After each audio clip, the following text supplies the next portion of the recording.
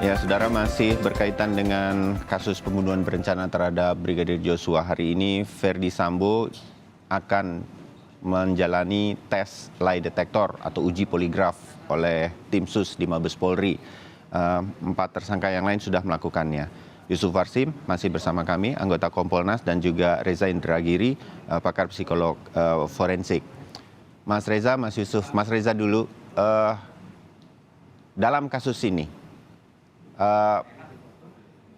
Anda mungkin punya dugaan juga, Mas Reza, bagaimana lie detector ini tampaknya kemudian digunakan oleh tim sus di Mabes Polri. Untuk keperluan apa?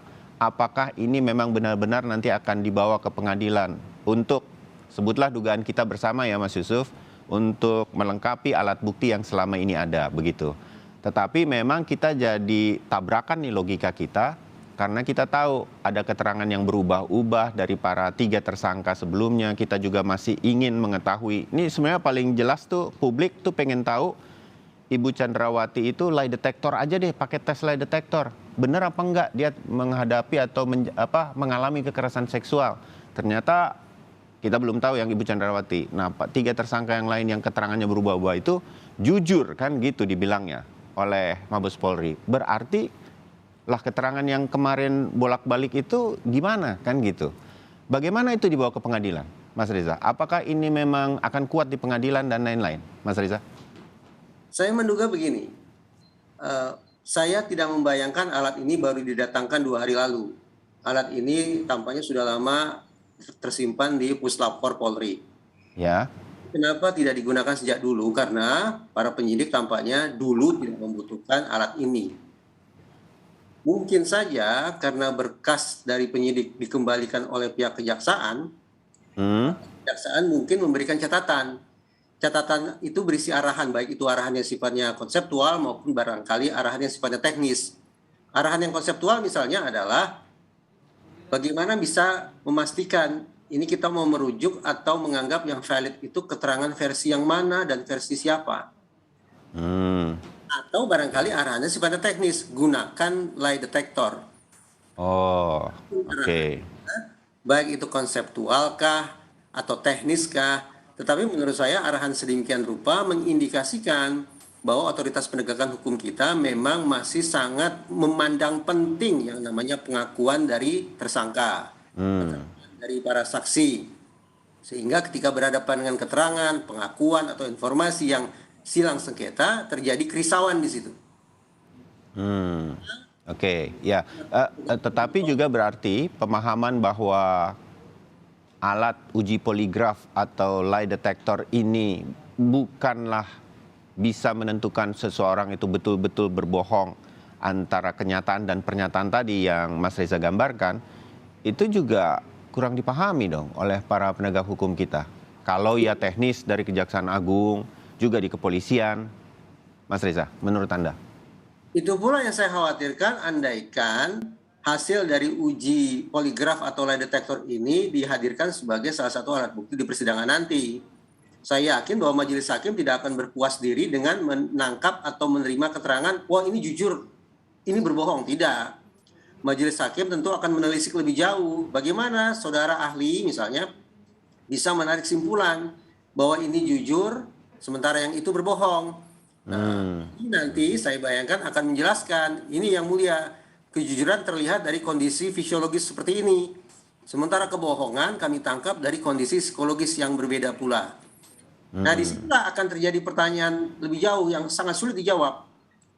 Bagaimana saudara ahli bisa memastikan bahwa respon atau kondisi fisiologis ini mutlak tak lain tak bukan semata-mata penanda bahwa yang bersangkutan berdusta atau jujur. Nah, pada titik itu sangat sulit dijawab. Saya rasa tidak akan ada ahli apapun, seahli-ahlinya akan meyakinkan bahwa saya yakin ini berbohong. Tapi data-data saja yang kemudian secara saintifik merujuk kepada data-data yang sebelumnya dan lain-lain. Paling begitu kan? Ya sebatas simpulannya menurut saya ini dengan adanya perubahan kondisi fisiologis yang ekstrim sekalipun, tampaknya kita hanya bisa menarik simpulan bahwa pertanyaan atau pernyataan berikut ini memunculkan pressure atau tekanan ekstra kepada si terperiksa. Jadi tidak akan kuatlah di pengadilan ini seharusnya. Pressure itu dari mana asalnya? Ya, jadi kalaupun ini diajukan ke pengadilan, seharusnya ini tidak akan kuat dan tidak akan membuat yakin majelis hakim pada nantinya. Itu perkiraan Anda, Mas Reza ya? Ya, saya berharap bahwa ahli lie detector yang dihadirkan di persidangan nanti akan bisa menjelaskan sebab musabab atau penjelasan tentang penarikan simpulan mana jujur, mana bohong itu. Kalau penjelasan itu tidak bisa disodorkan, saya khawatir bahwa menghadirkan barang ini sebagai bukti ke persidangan justru akan berefek kontraproduktif bagi kerja para penyidik dan bagi ekspektasi masyarakat. Ya, oke.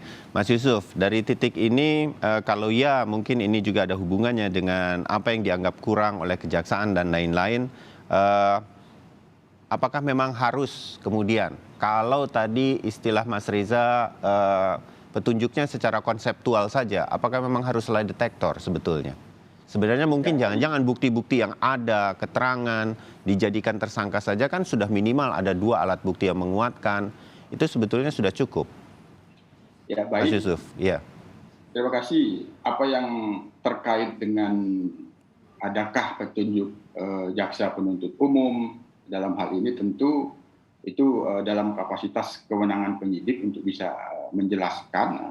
Dalam hal ini tentu itu dalam komunikasi dan koordinasi penyidik dan JPU. Ya. Sebagaimana yang saya katakan di awal tadi, poligraf ini kan dipandang perlu dilakukan, tentu dia menjadi bagian kelengkapan alat bukti. Nah, secara teknis tentu dari penerapan pemeriksaan barang bukti poligraf itu tekniknya sebagaimana yang dilakukan penyidik kan tidak ada bukan yang ada di BAP itu dilakukan pemeriksaan poligraf. Kan poligraf ini kan memeriksa barang bukti poligraf. Nah, kalau kita baca kan ahlinya dalam hal ini kan Pak Reza, kalau kita baca misalnya teknik pemeriksaan itu kan ada 4 tahap, pre-interview, stimulasi, terus pertanyaan. Nah, pertanyaan itu yang paling penting. Ada pertanyaan yang itu tidak punya relevansi dengan kejahatan. Nah, itu yang pertama. Ada pertanyaan yang itu pertanyaan kontrol, untuk sengaja ditanya untuk membangun reaksi, untuk menimbulkan reaksi. Baru pertanyaan yang ketiga yang itu punya relevansi dengan kejahatan. Apakah saudara melakukan pembunuhan atau tidak? Jawabannya kan iya atau tidak. Pada saat melakukan iya atau tidak, disitulah barangkali nanti hasilnya sesuai dengan pemeriksa yang itu tidak bentuk grafik-grafik, yang paling mengerti adalah mereka berbohong atau tidak jawabannya. Untuk pendalaman hasil poligraf sendiri dalam kewenangan pengadilan nanti akan memeriksa. Kuasa hukum para tersangka bisa akan mendalami keterangan daripada pemeriksa poligraf itu sendiri, termasuk terkait dengan riwayat kesehatannya untuk mengukur akurasinya. Apakah pada saat dilakukan pemeriksaan poligraf tersangka itu dalam kondisi sehat, baik itu jasmaninya maupun rohaninya. Nah, itu kan salah satu hal-hal yang barangkali secara teknik untuk dilakukan pendalaman di dalam pembuktian di pengadilan oleh para pihak. Itu yang sekali lagi kami tetap menilai bahwa apa yang dilakukan penyidik ini dipandang perlu, terlepas apakah ada petunjuk dari jaksa penuntut umum kepada penyidik, tentu itu dalam kewenangan penyidik, tapi kami nilai sekali lagi ini bagian dari melengkapi alat bukti yang diperlukan. Berkaitan dengan akurasinya hasil deteksi itu, tentu itu ada pada kewenangan si pemeriksa sendiri. Apakah nanti akan digunakan menjadi alat bukti, apakah itu surat atau keterangan ahli, tentu nanti ini majelis hakim akan melihat, akan mempertimbangkan. Nah, kalau dari keterangan para saksi atau tersangka itu sendiri sudah jelas, bisa saja hakim itu tidak mempertimbangkan hasil poligraf tersebut. Itu Mas. Saya boleh menimpali Mas Bayu ya? Silakan, Mas Reza. Saya berterima kasih nih Pak Yusuf mengingatkan kita semua bahwa sebelum dilakukan uji kebohongan atau lie detector itu, kepada para terperiksa dipastikan dulu mereka dalam kondisi sehat. Ya.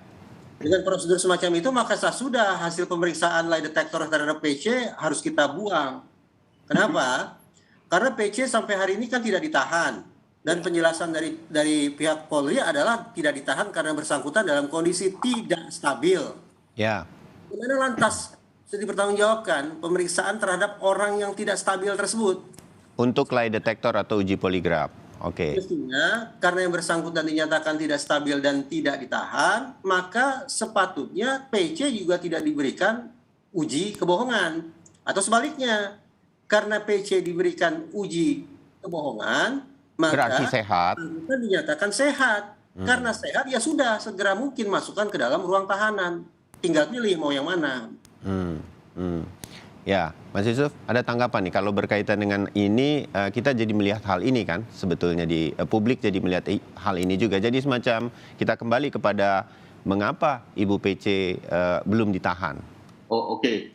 Tentu kan ini posisi ini kan berbeda gitu, persoalan penahanan dan persoalan pemeriksaan barang bukti poligraf. Khusus perempuan di dalam Perkap nomor 10 tahun 2009 itu, apabila dia perempuan harus dipastikan tidak dalam kondisi hamil dan atau menstruasi, itu khusus perempuan. Ini tentu dalam hal ini tidak dalam kaitan harus ditahan atau tidak.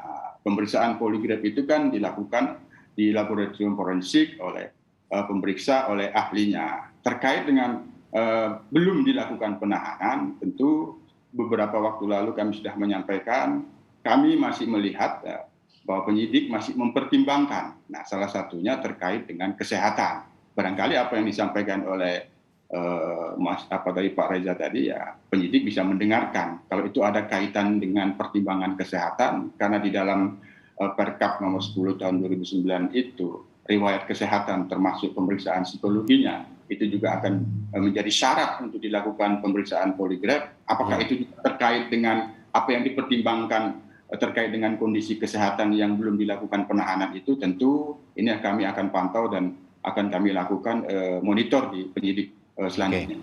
Oke, ya. Kita tunggu nanti perkembangan-perkembangan dari diskusi kita kali ini. Bagian akhir buat Anda berdua, izinkan saya mewakili publik untuk kemudian melihat, tadinya kan ada harapan besar nih dari publik. Saya menaruh visi saya seperti itu, atau sudut pandang saya seperti itu dari lie detector test yang dilakukan oleh kepolisian. Kita dapat wawasannya dari Mas Reza dan dapat kira-kira gambarannya kenapa ini kemudian dilakukan dari Mas Yusuf, Kompolnas yang mengawasi terus cukup dekat dengan tim sus yang menyelidiki pembunuhan berencana ini. Jadi apa dong kalau begitu Mas Yusuf dan juga Mas Reza yang bisa sebetulnya kita pantau dan harapkan sebagai publik yang berharap kasus ini terang benderang sampai di pengadilan nanti dari uji lie detector yang hari ini juga akan dilakukan terhadap Verdi Sambo. Mas Yusuf. Kami sebagai pengawas fungsional Polri tentu terus akan memantau, memastikan bahwa penuntasan kasus kematian Brigadir J ini dengan dugaan tindak pidana pembunuhan berencana, termasuk di dalamnya ada obstruction of justice, untuk kami pastikan sebagaimana arahan Presiden, dituntaskan setuntas-tuntasnya, jangan ada yang ditutup-tutupi. Apa yang dilakukan penyidik pada saat ini, melakukan pemeriksaan poligraf itu adalah bagian dari untuk melakukan pembuktian secara saintifik agar tidak ada yang tersisa. Semuanya itu tentu akan dibangun koherensi dalam pembuktian pengadilan. Tapi tentu apa yang dilakukan Polri, kami nilai sudah on the track untuk menjawab keraguan-keraguan publik, menunjukkan ada kesungguhan yang luar biasa dilakukan oleh tim sus, oleh Polri, oleh Kapolri untuk mengungkap kasus ini. Yang ini akan kita kawal, mudah-mudahan segera P21 sehingga akan dilakukan persidangan di pengadilan. Itu yang paling utama, Mas Bayu. Baik, Mas Reza, publik jadi jangan terlalu berharap bahwa siapa yang berbohong, siapa yang jujur itu betul-betul terlihat dari uji lie detector atau uji poligraf ini, Mas Reza. Pertama, saya ingin merekomendasikan baik pada kasus ini maupun pada kasus-kasus lainnya, para penyidik tidak lagi menggunakan lie detector. Dua, andaikan memang tetap harus digunakan lie detector pada kasus ini, yang mumpung karena dilakukan pemeriksaan pada hari ini terhadap FS, maka sekaligus saja digunakan lie detector tersebut untuk mengungkap atau mencari petunjuk tentang kasus atau sinyalemen konsorsium 303. Teman-teman Kompolnas, Pak Yusuf, wabil khusus juga jangan lupa untuk mengingatkan Polri tentang konsorsium 303. Kalau terkait kasus pembunuhan Duren 3 berdarah, ya saya cukup yakin lah, insya Allah prosesnya akan tuntas.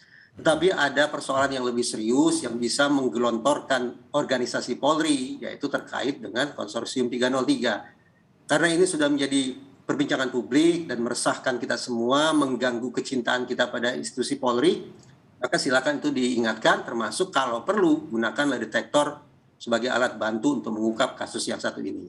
Baik, oke. Terima kasih untuk diskusi kita hari ini, Mas Reza Indragiri dan juga Mas Yusuf Warsim. Kita ketemu lagi di diskusi yang lain sambil terus memantau perkembangan kasus. Terima kasih Pak Reza, terima kasih Mas Bayu. Terima kasih. Selamat pagi, salam sehat.